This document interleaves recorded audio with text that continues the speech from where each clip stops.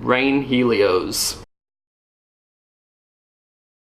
It has a Trinity mount frame, 300mm wheels, and is the highest end rain skates that they make currently. Let's break this box open because, man, I'm so excited. Let's go.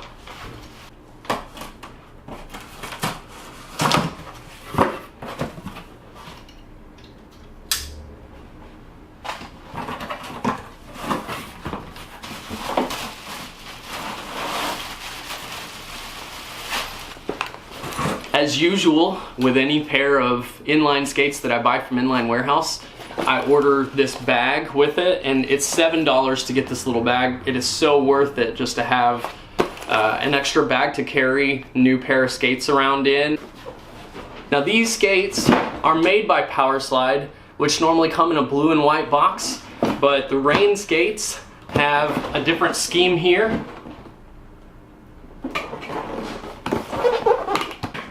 And a nice handle to carry them with.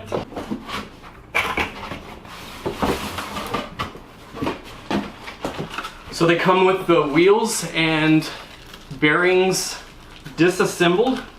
The frame is mounted to the boot, it seems, but we've got these nice, soft prime wheels, a set of 6, and the website said they are 74A.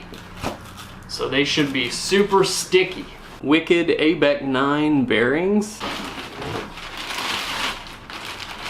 Ooh. Here we've got the Rain Helios skate with a katana frame.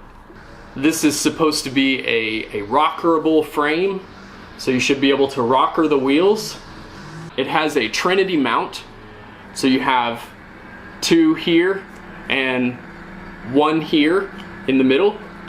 I've done a little bit of research on it, but I've never skated a Trinity mount frame before. According to the experts at Powerslide, the Trinity mount allows the wheels to sit higher up, which allows you to bring the boot closer to the frame. I've heard that it minimizes vibration because there are more points here to take some of the pressure. The frame should bend less and flex less, which will result in a higher transfer of power, a more instant transfer of power.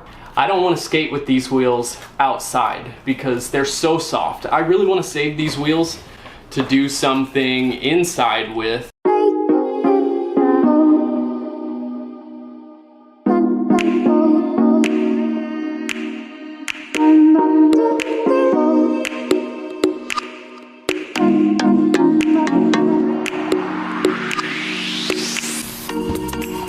Here we go.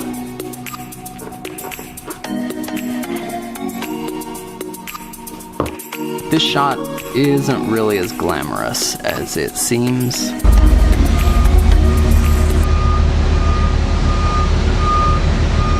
This is me getting used to how high up I am in hockey skates. The boot is really stiff, and I'm used to being on the ice with a boot like this, with a blade that sits much lower.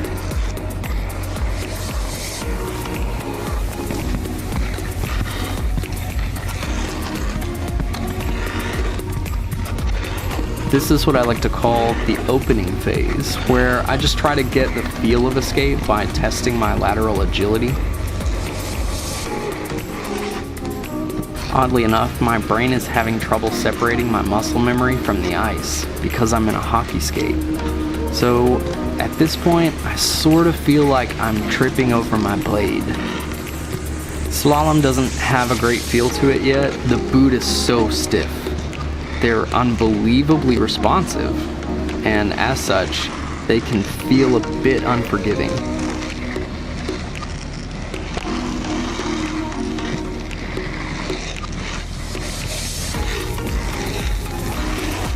I really can't stress enough how great the power transfer in these skates is, though.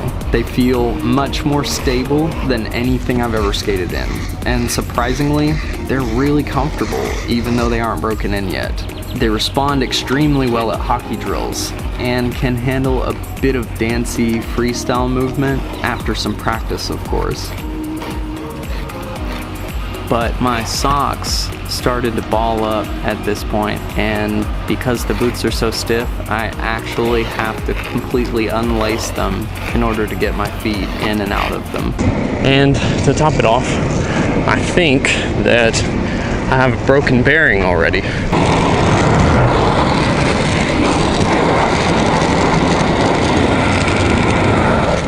I'd hoped that they'd be better for slalom, which I never expected that it would be a slalom skate, but I hoped that it would be better than it is. So I think at this point, we're just gonna go back to the car and ditch the baggage and hit the street as hard as I can to get some exercise in before I go to work.